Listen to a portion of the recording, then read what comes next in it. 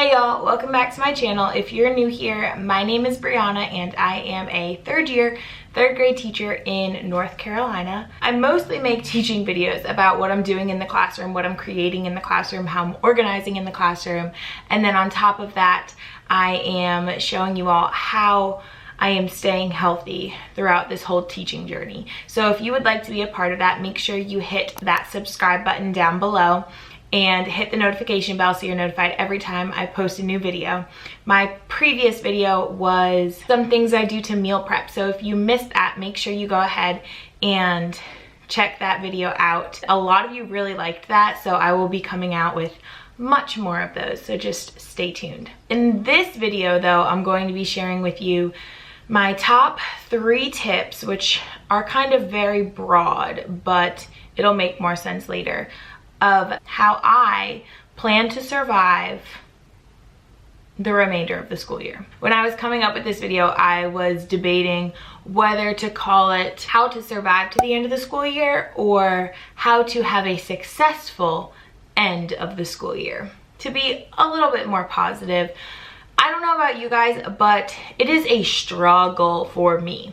Now, in the past, I've always been excited about what was upcoming in the next school year at this time because I was either changing subjects I was teaching or changing grade levels. Well, this year I'm staying completely the same. So I am so focused on these babies that I have right now. And I hope you guys are focused on them too, because even though it is coming to the end of the year, they still need you, your full attention. They need your all. So keep watching for my tips on how to do that.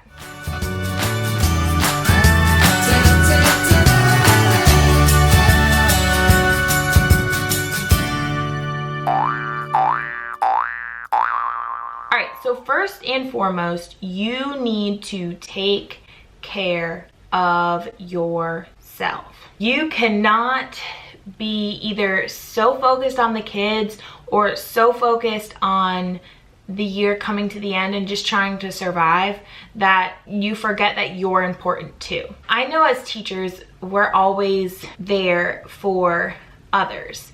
And I've seen that in myself like my whole life. I've always been taking care of other people and I've forgotten about myself along the way. And as I'm getting older, I'm realizing how important that is.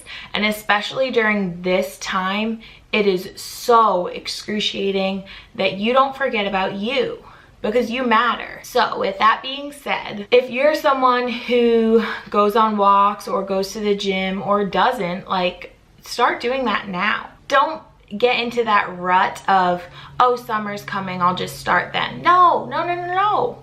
You gotta be ready for summer, girl or boy. Hit the gym. I love the feeling you get after a workout, like having your endorphins running and just that like burst of energy I get. I forget about it sometimes when I really don't want to go to the gym, but it's so helpful. All I do at the gym is 25 minutes on the elliptical. I know I could do more, but that's what I have right now, and so it works for me. If you're able to do that, definitely do. And since the weather is getting nicer, go for a walk. Don't forget to stay hydrated.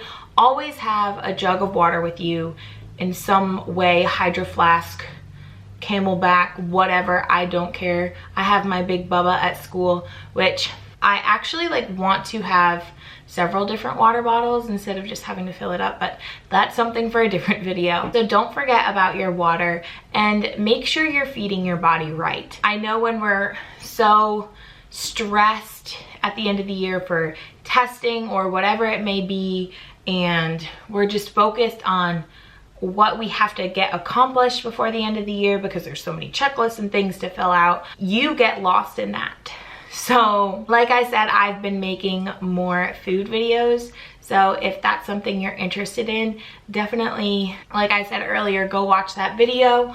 I will be coming out with more that are centered around just snack ideas, just lunch ideas, just breakfast, and just dinner. That way each video is more focused. I've also struggled a lot this year with just keeping myself actually fed, because I know that you think the only way you're gonna get through is coffee, coffee, coffee.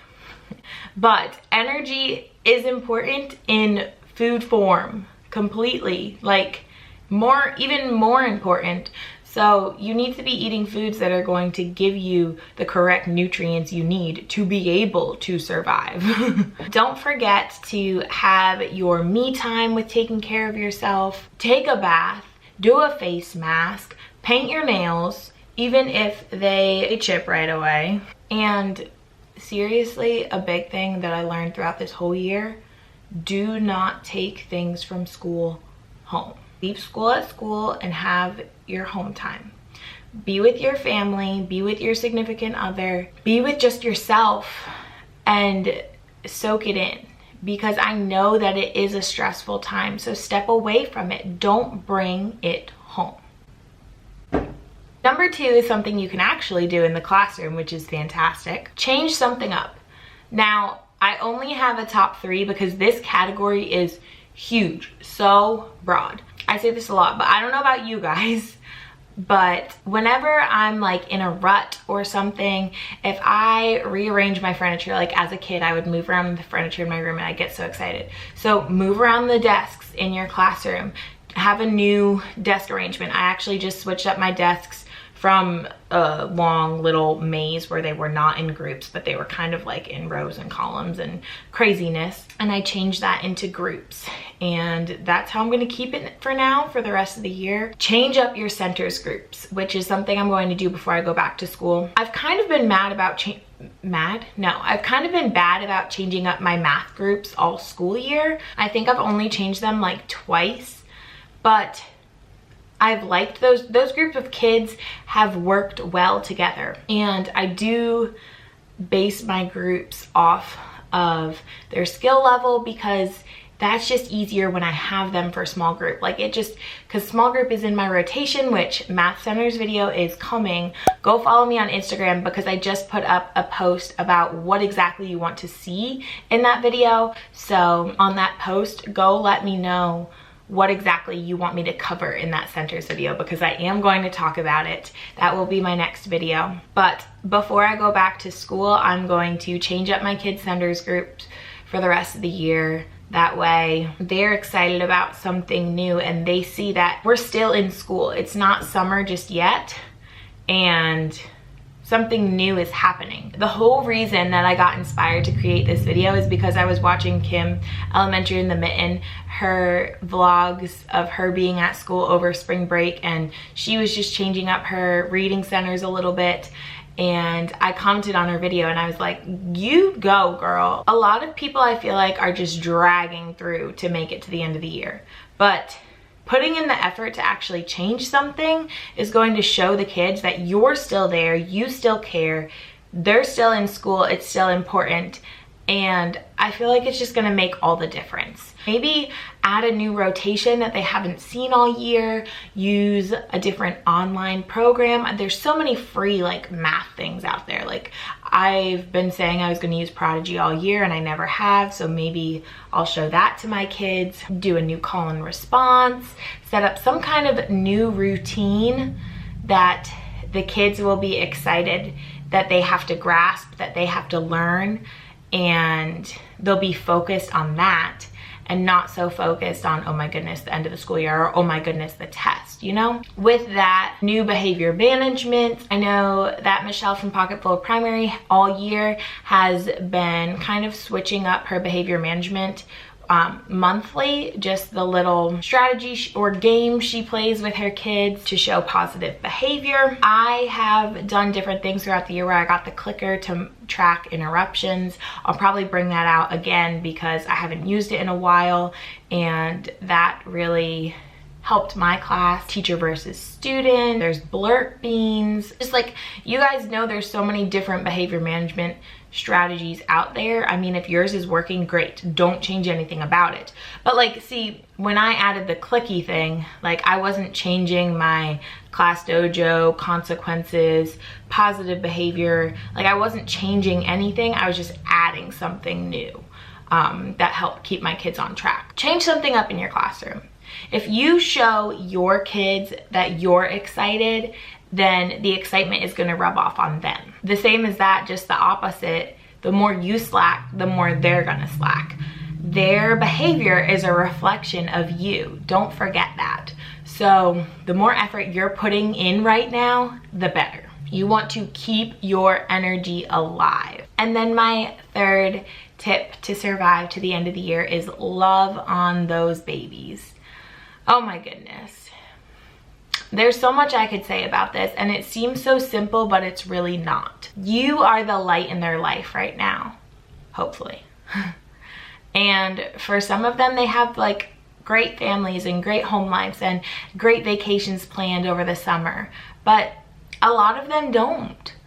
And they're not going to be able to come to school over the summer and have 2 meals to eat and just deep stuff. I know so much focus is put on state testing at this time. Just remember, even though their scores may mean something to you and may help you out in some way if they do well, don't make it a stressful experience. You can't let that be the purpose. And I know it's hard because I'm excited for these kids to do well. I'm excited to see what exactly I've taught them and how good of a teacher I was. But I mean, you can't forget that the test does not measure, it does not measure who you are as a teacher. It doesn't measure how good you are. But like it or not, it does show something. We only have a few weeks left, so don't forget about those fun, meaningful activities. Right before break, we did a Easter egg mystery challenge, which was super simple prep, super easy directions, teachers pay teachers. We did one of these before Christmas too, and it's a review of like really basic math skills, just computation, and the kids get so into it, and it does take up a lot of time. So I know when you're looking for time fillers as the weeks are coming to an end and you've taught all of the curriculum, it's a really fun activity where they have to either find the suspect or find the location the suspect is at. And so it keeps them engaged while they're doing something meaningful. And it does take up, for a few, it could have taken them over an hour. So I know it's hard when the days are long and what we have to do with the kids is not as much, more towards the end of the year, of course. So I will link the ones I've used down below, but there's more and for different grade levels. So definitely check those out because they're super easy and super fun. Keep in mind, while you are still there for your kids and still showing them that you are excited about the year, don't slack on grading, don't fall behind, because then you will definitely be in that rut. I know that I saved a few things to grade over spring break because I knew I would have the time. So when they do something that's for a grade, grade it that day, get it over with, so that you can focus on the kids the next day. And so you don't have a stack piling up of everything that you have to grade before the year's over, because that just adds something to your plate.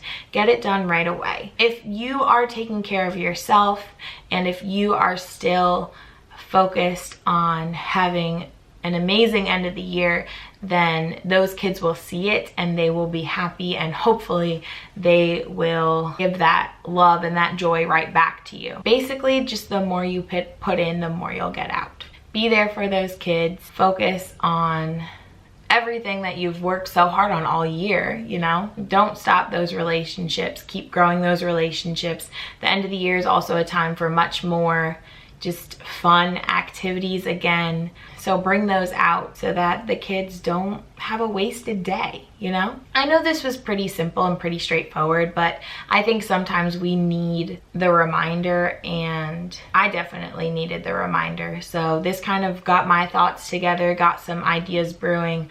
I will probably post about a few things that I'm changing in my classroom on my Instagram. So again, if you're not following me there, my link is always down below. And if you have any great ideas for the end of the year or just tips in how to survive, how to have a successful end of the year, should I say, please put them down below. Keep the conversation going. That is what we are all here for, so we can interact and talk and collaborate together and make it through together to that break we so deserve. But I hope this video was the reminder that you needed, and I hope you really have a great end of the school year. If you've made it this far into the video, go comment down below your last day of school, and just remember that I'm here for you. Message me on Instagram, write in the comments. I always respond, and we're gonna make it through. It was an interesting year for me, but it's not over yet. So thank you guys so much for joining me today. If you are not subscribed, like I said earlier, please hit that red subscribe button and hit the notification bell so you're notified every time I post a new video. And I will see you all next time.